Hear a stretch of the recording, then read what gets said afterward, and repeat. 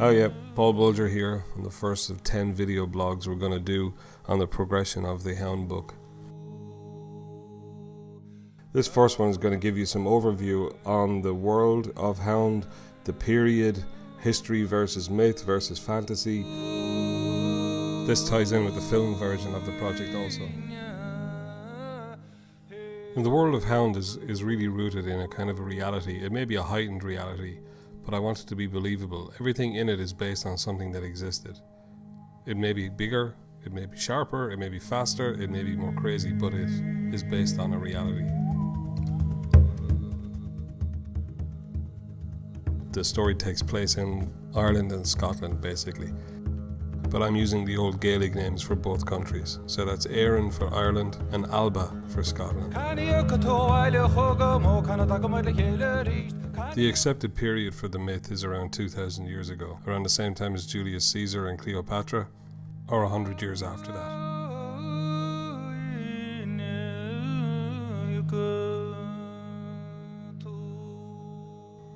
Before I tell you what I think the world of Hound is, I'm going to tell you what it's not.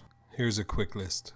It's not Viking. It's not set in the medieval period. It has no castles. There are no dragons, no trolls, no goblins, no elves, no leprechauns, especially no leprechauns. There are no wizards, and there is no magic.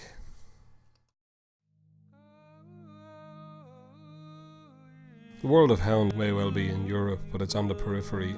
And the sea was the way out as well as the way in for people and culture. Along with the expected European influences going back to the Stone Age, there are some strange cultural differences in Ireland that make it stand apart from the rest of Europe. It seems to be influenced by the Mediterranean, the Middle East, and surprisingly enough, India. One of the main decisions that was made was to divide the country into 4 kingdoms, which basically replicate the modern day provinces. By using the idea of the 4 kingdoms as nations, I was able to come up with 4 different distinct peoples. In the south you have Iberian people, in the east you have Gaulish and British Celts who've come to Ireland to get away from Rome. In the west you have the original inhabitants of the island, kind of aboriginal rugged people who are forced to live on the edge by the other newcomers, and in the north you have a hybrid people who are a mix of the original inhabitants and the Picts from Scotland. So they're an industrious people, they're almost technologically advanced, they are miners, they're blacksmiths, they're weapon makers, they own the island, they won it in a huge battle a generation before. And the foundation of the story is between the west and the north. Chulainn comes from the north, and his best friend Ferdia and Queen Maeve are from the west.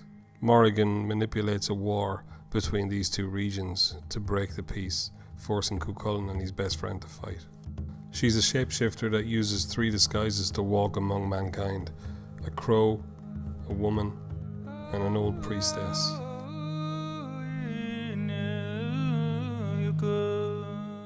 In among all this so-called history, there's a supernatural side to it.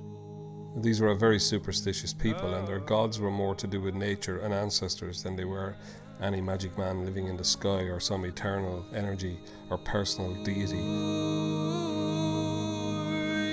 So what you have is a shamanistic culture that relies on druids who are part priest, part teacher, part philosopher, part psychiatrist, advisor to the king.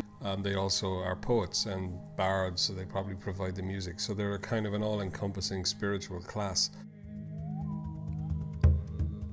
If I had to make comparisons with other projects to give an idea of where I think the scale of the world is, I'd suggest a weird mix of Apocalypto,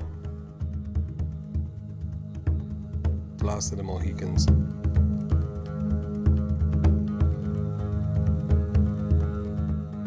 and the House of Flying Daggers.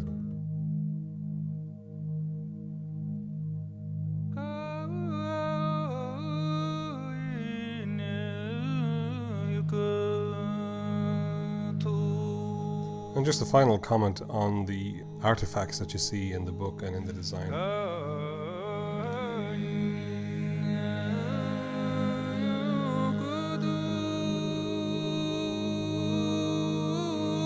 I've used as much of the archaeology as I could. Everything they drink from, the chariots that they drive, the weapons that they fight with, is based on something that exists somewhere.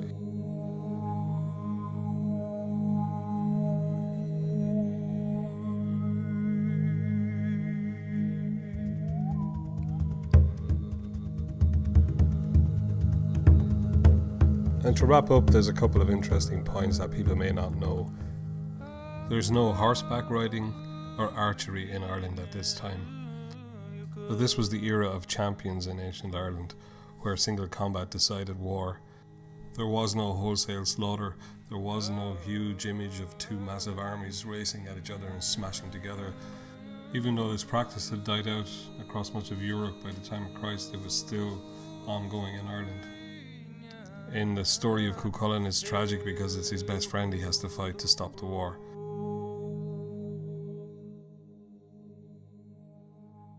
And this is followed then by the ultimate sacrifice when Chulainn faces down the war goddess who started everything.